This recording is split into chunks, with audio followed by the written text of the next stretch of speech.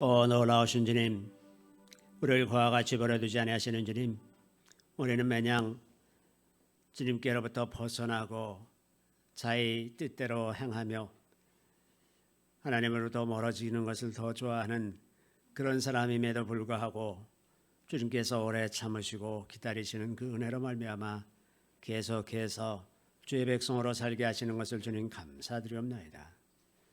이제도 주님의 얼굴을 구하며 주님의 은혜를 사모하여 이 자리에 모였사오니 성령에 모셔서 저들의 몸과 마음과 생각을 사로잡아 주시고 우리 주님의 거룩한 영광을 이 자리에 나타내 주시기를 간절히 바라옵고 예수 그리스도의 이름으로 감사하며 기도드립나이다. 아멘. 오늘이 마침 이제 마지막 주일인데다가 성탄절이어서 성탄절 분위기가 아주 충만합니다. 몇 년 동안 그 코로나로 인해서 사람들이 잘 모이지 못하다가 이제 집회가 허용되면서 굉장히 번잡한 것 같아요. 어제 제가 동네에 있는 한 마트에 갔더니 사람이 아주 보글보글 하더라고요. 이제 뭐 아이들 선물 사러 온 사람 뭐 이렇게 해서 아주 사람들이 많던데, 그래서 이제 성탄절 분위기가 아주 충만합니다. 이제 우리는 성탄절이 그 뿌리가 미트라 태양신을 섬기는 날을 성탄절로 이렇게 이제 바꿔서 이렇게 성탄절을 기념하는 거라서 별로 이렇게 좀 성경적인 절기는 아니어서 이렇게 성탄절을 지키지는 않죠. 그러다 보니까 이 연말에 가끔 아름다운 그 성탄 캐럴도 부르고 그러는 분위기가 좀 그립기도 하고 그래요.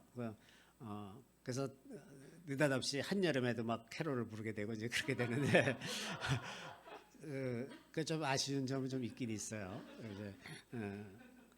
그래서 우리도 좀 이럴 때는 좀 캐롤을 좀 부를까 그런 생각도 좀 들기도 하고 그렇습니다.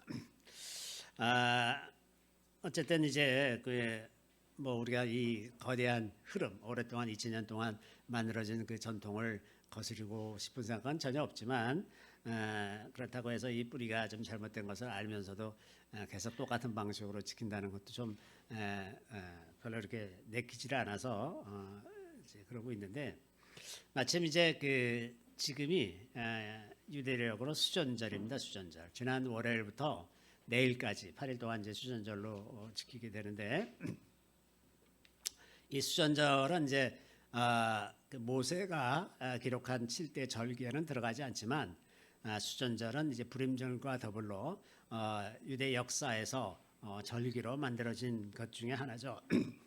이제 이 수전절은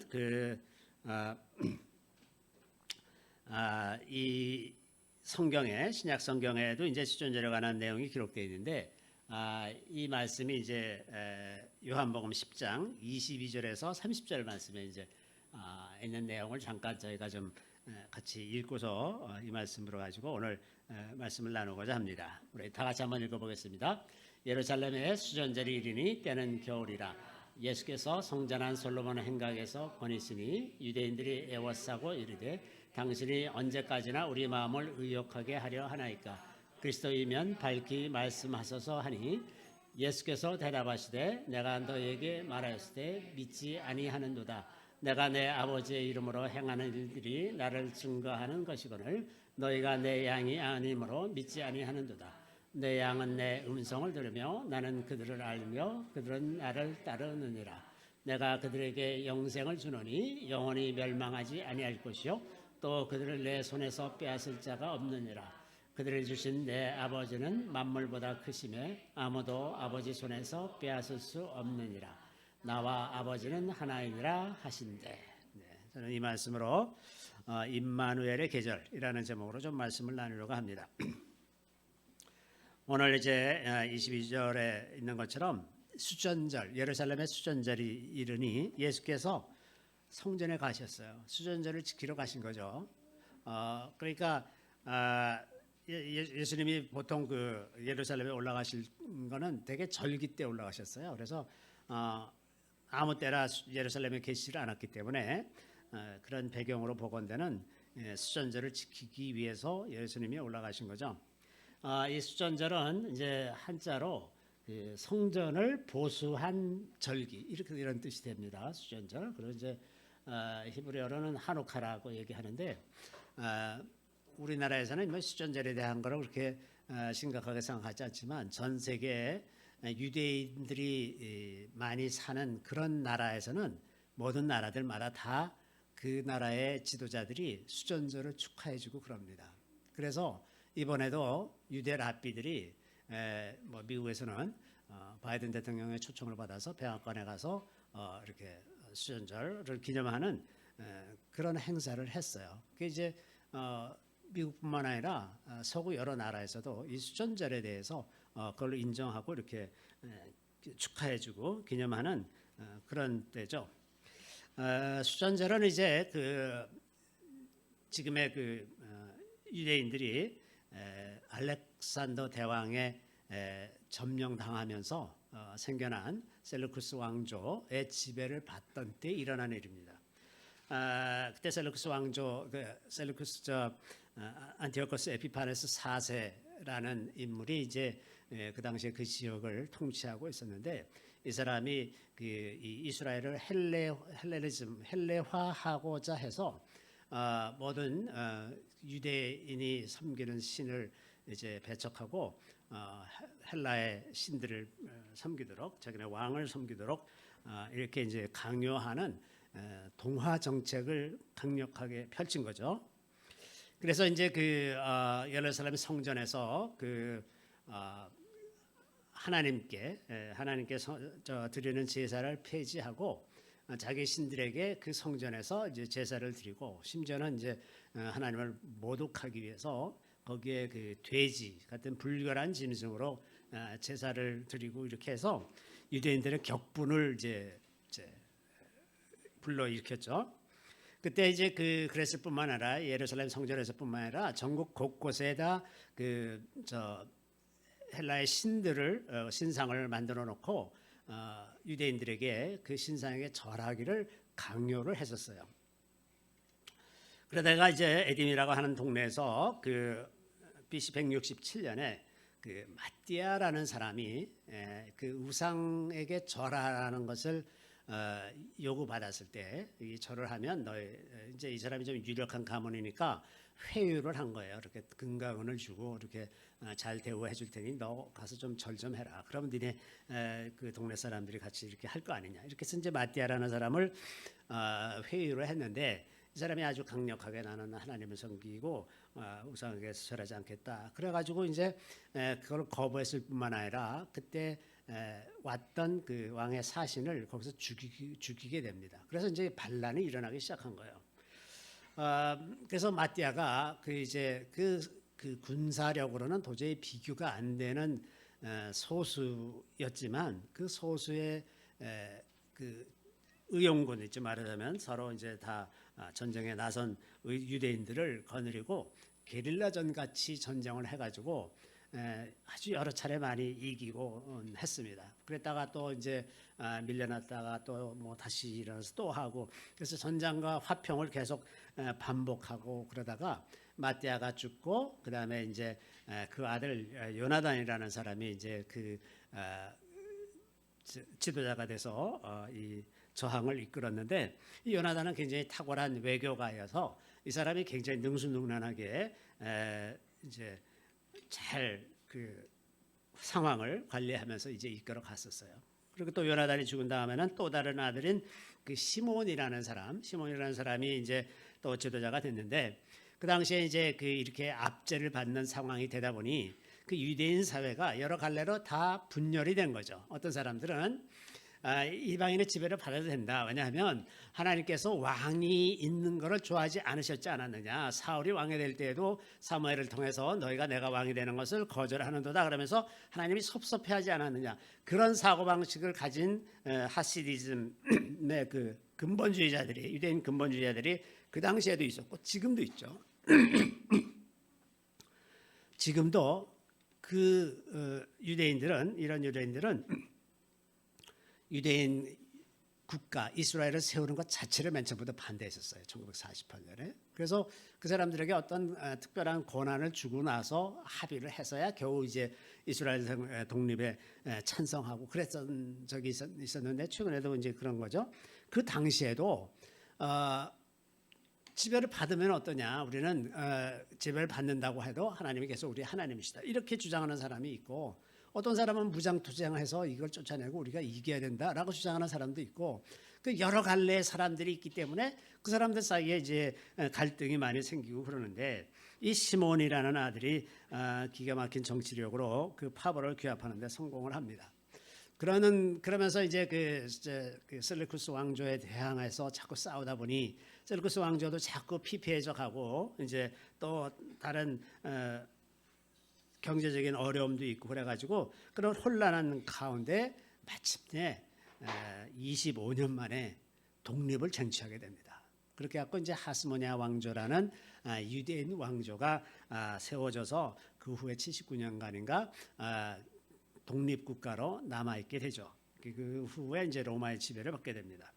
그런데 이제 이 과정에서 BC 164년 그러니까 저항운동을 시작한 지 3년 만에 성전을 이제 예루살렘 성전을 탈환해가지고 그 성전을 회복하게 됐는데 그날이 이제 기슬레 25일입니다. 그래서 기슬레 25일이 이제 수전절이 시작되는 날인데 이 성전을 빼앗긴 지 딱 2,300일 만에 거기서 돼지로 제사드리고 이렇게 성전이 더럽혀진 지 딱 2,300일 만에 성전을 다시 회복했어요. 그런데 2,300일이 그 다니엘서 8장에 예언되어 있는 날수였었습니다. 그 날수가 딱 차니까 성전을 회복하고 그때 이제 그 성전을 밝히는 기름, 거룩한 기름이 하루치밖에 남아있지 않았는데 그 기적적으로 그 8일 동안이나 성전의 불이 밝혀졌다고 하는 거예요.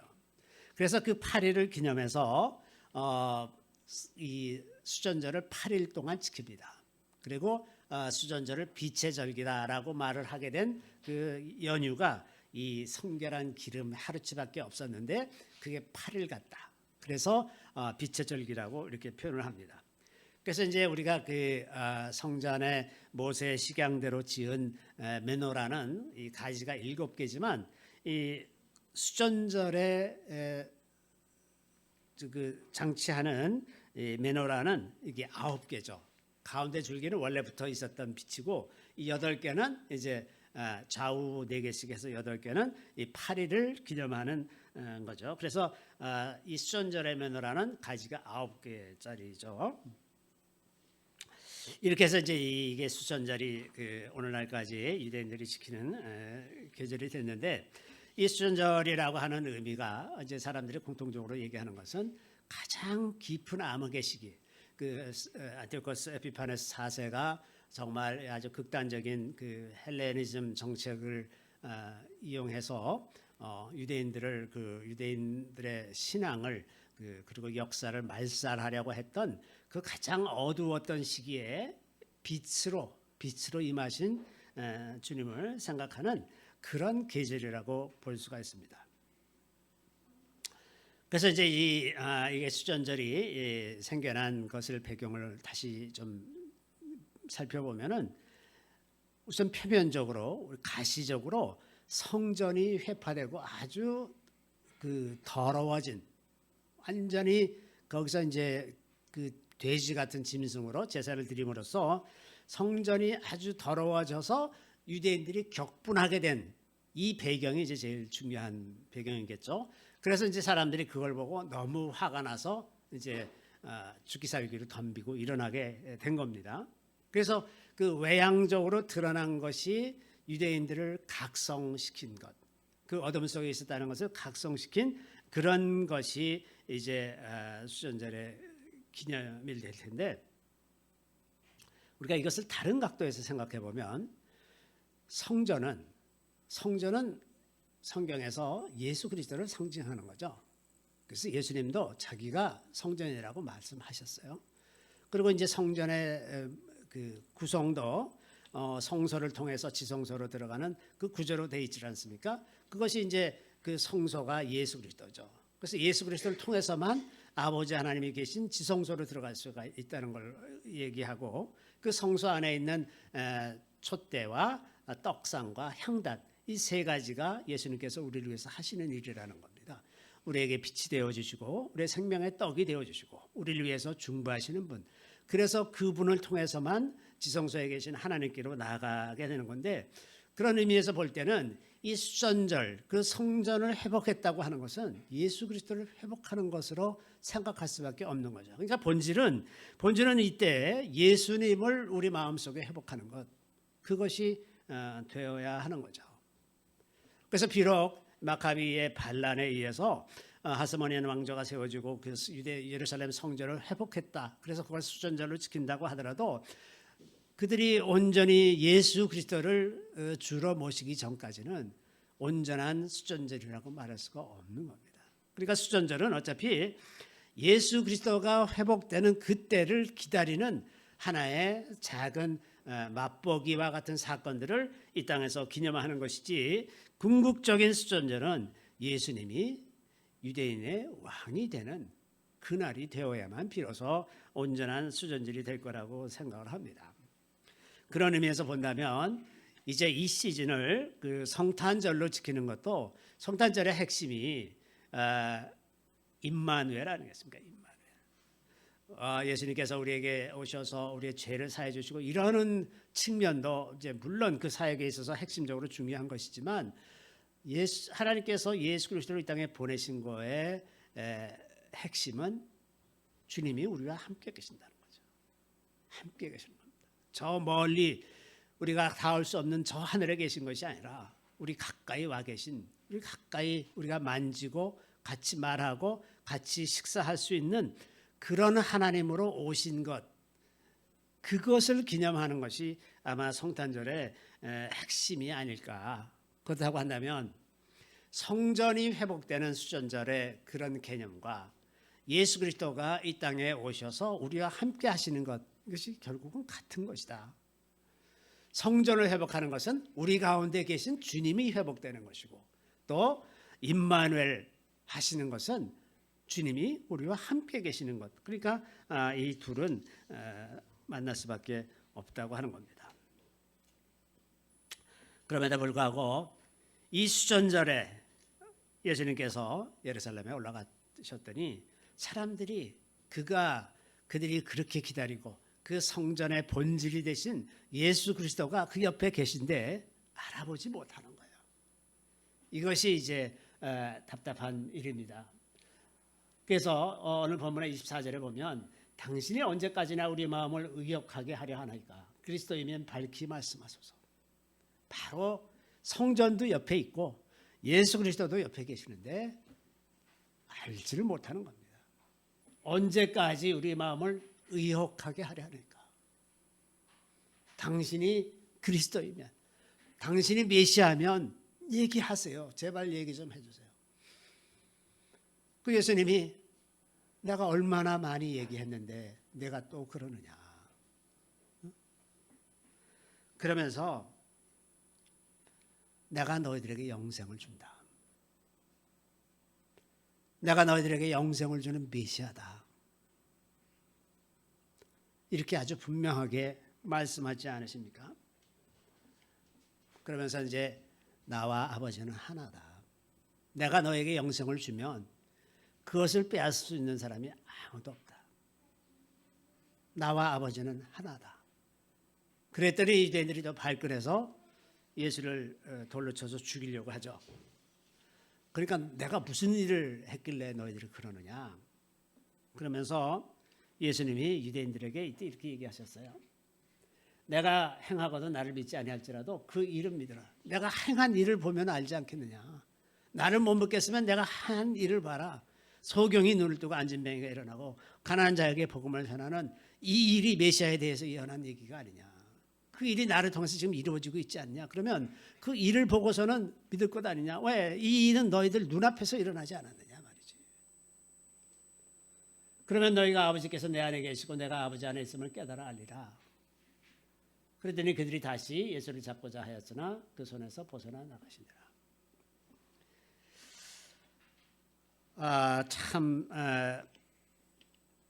객관적으로 생각해 보면 너무나 안타까운 일입니다. 예수님이 옆에 와 계시는데 예수인 줄 알아보지 못하는 거예요. 알아보지 못합니다.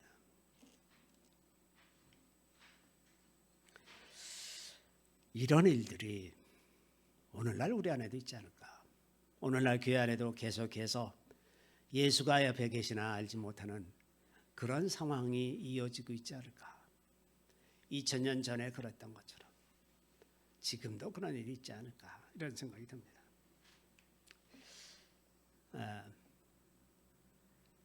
제가 아까 최현선 목사님 사달라고 말씀하셨던 그 책을 어제 이제 받아서 이렇게 살펴보는 중에 거기 이제 그런 내용이 있었어요.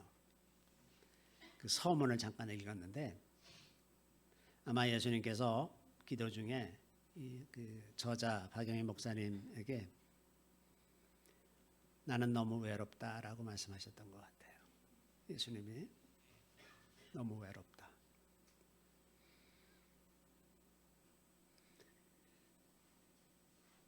예수님을 바르게 이해하고 예수님하고 친구가 되어주고 예수님을 위로할 수 있는 사람이 얼마나 없으면 예수님이 외롭다라고 말씀하셔야 했을까?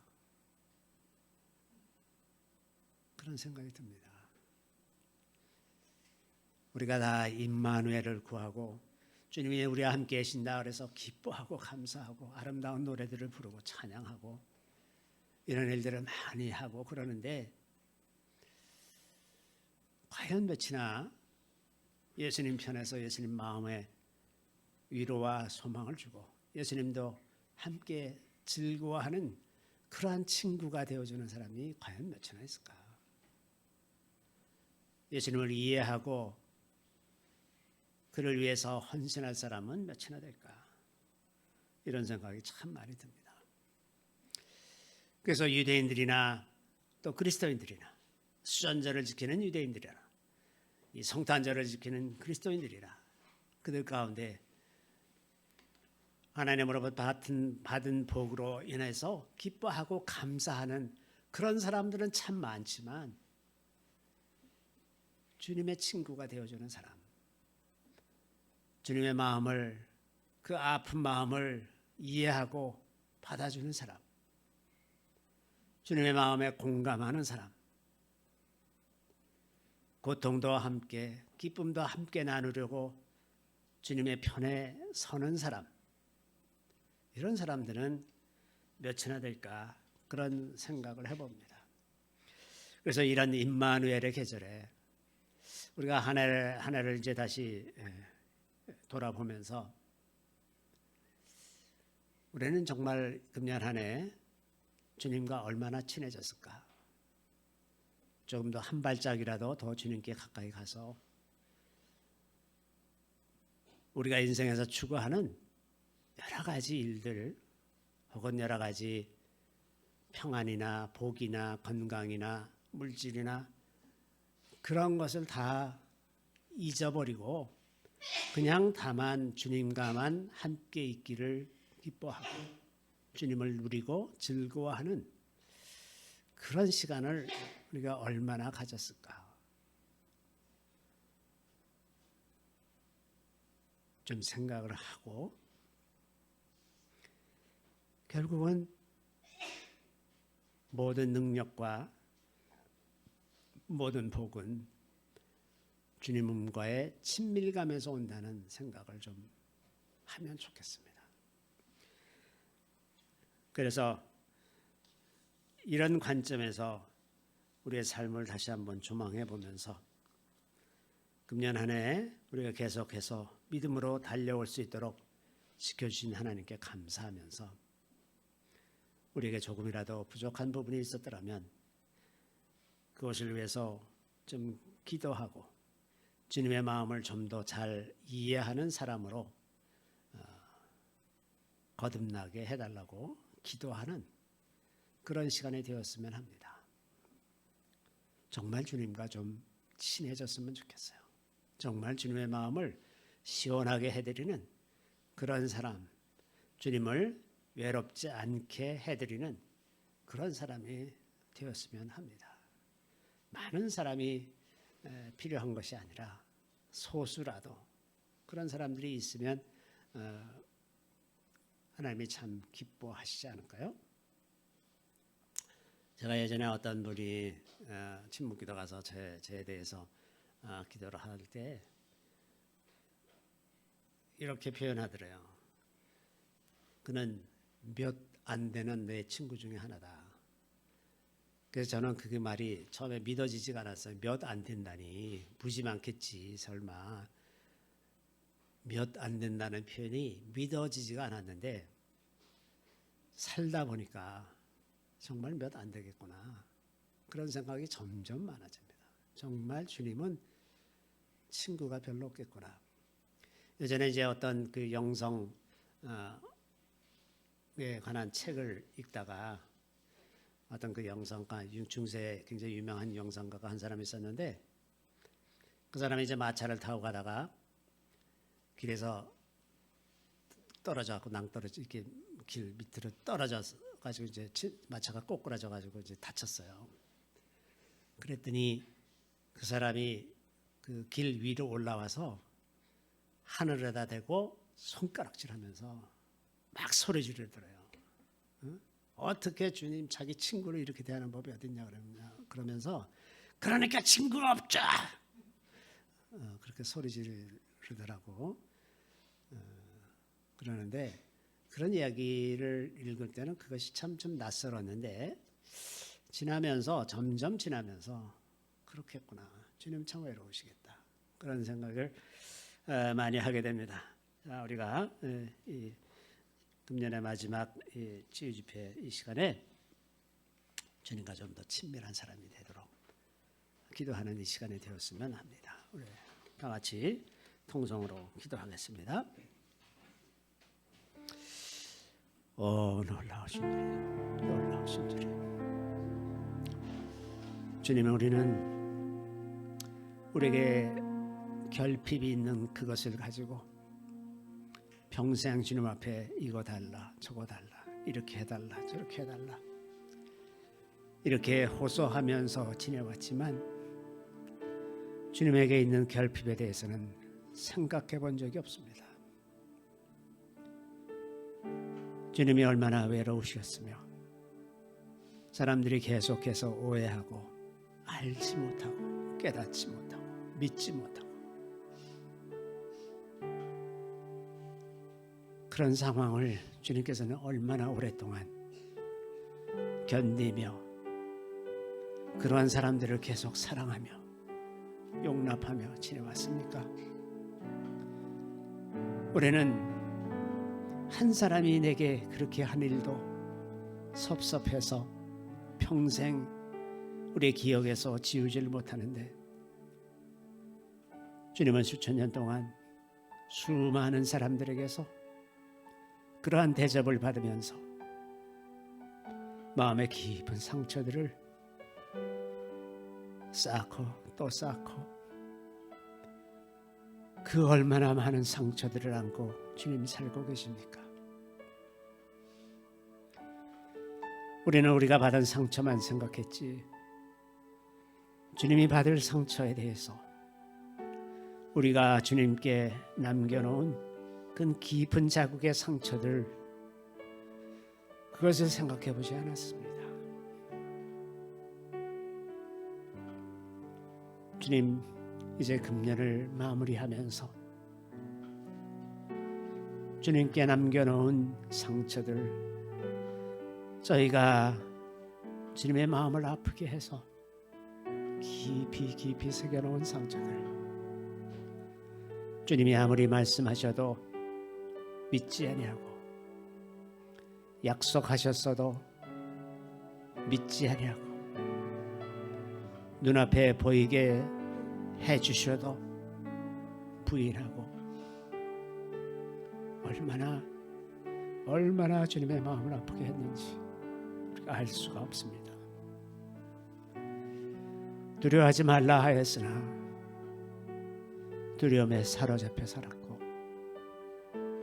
근심하지 말라 하셨으나 계속해서 근심으로 우리의 생명을 깎아먹으면서 지냈습니다. 우리가 어찌하면 주님을 알고 주님의 마음을 헤아리고 우리 주님을 위해서 오늘의 건강한 것들을 참아내고 우리 주님을 위해서 억울한 일을 당할 때 복수하려는 생각을 하지 않고 주님이 아파하신 것 같이 우리도 아파하면서 그 길을 갈 수가 있겠습니까? 우리는 사소한 손해만 봐도 발끈하고 부르르 떨며 며칠씩이나 우리에게 해를 끼친 사람을 잊지 못하고 마음에 새기고 또 새기고 용서하지 못합니다. 주님, 그런데 주님은 우리를 얼마나 많이 참으셨습니까? 우리가 주님을 아프게 한 것이 어디 한두 번이겠습니까?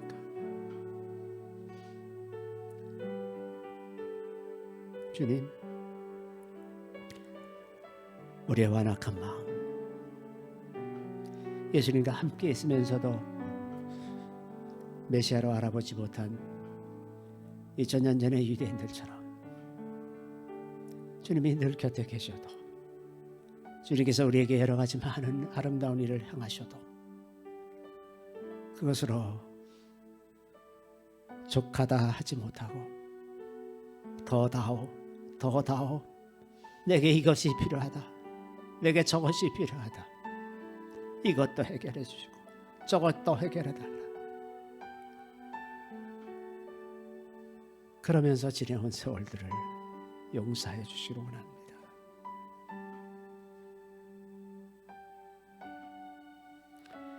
주님, 우리가 주님과 좀 더 가까워지기를 구합니다. 주님의 마음을 품은 자가 되기를 구합니다.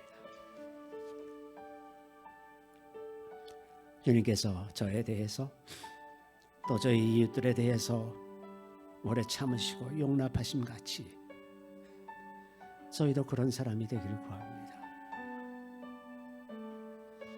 우리가 사는 날이 얼마나 많다고 그렇게 아등바등 화내고 분노하며 좌절하며 낙심하면서 지냈습니까? 이제 그 모든 것들은 다 뒤로 하고 새 시대로 들어가기를 구합니다. 새로운 마음으로 새 시대로 들어가기를 구합니다. 다만 우리에게 우리 마음을 제어할 아무런 능력이 없사오니 우리가 성령의 도우심으로 그렇게 될 수 있기를 구합니다. 그래서 주님, 이 시간에 성령께서 저희들 가운데 오시고 우리 마음 깊은 곳에 자리 잡아 주셔서 이제 주님의 마음을 품고 살아갈 수 있는 새 힘을 주시옵소서. 기름 부어 주시기를 원합니다. 새로운 기름으로 기름 부어 주시기를 원합니다. 우리 주님의 놀라운 새로운 기름 부음이 지금 주님의 얼굴을 사모하며 이 한 해를 마무리하고자 하는 주의 귀한 백성들 위해 물 붓듯이 부어주시기를 원합니다. 물 붓듯이 부어주시기를 원합니다. 오직 성령으로 물 붓듯이 부어주시옵소서. 놀라우신 주님, 주여, 간구하는 자의 기도를 외면하지 아니하시고 반드시 그 기도를 들으시며 가장 좋은 것으로 응답하시는 주님, 이제도 오셔서 저희들의 기도를 응답하여 주시고 주님의 마음을 깊이 새기게 하여 주시옵소서. 구합니다. 주님의 마음을 구합니다. 주님의 마음을 우리에 새겨지기를 구합니다. 우리의 몸에 구석구석에 온전히 다 새겨지기를 구합니다. 그래서 우리의 몸을 통해서도 저절로 그 기억이 되살아나기를 구합니다. 온몸이 주님의 말씀에 반응하게 되기를 구합니다. 완전히 주님의 사로잡힌 저희들이 다 되기를 구합니다. 오 성령님 오시옵소서. 성령님 오시옵소서. 오셔서 채워주시고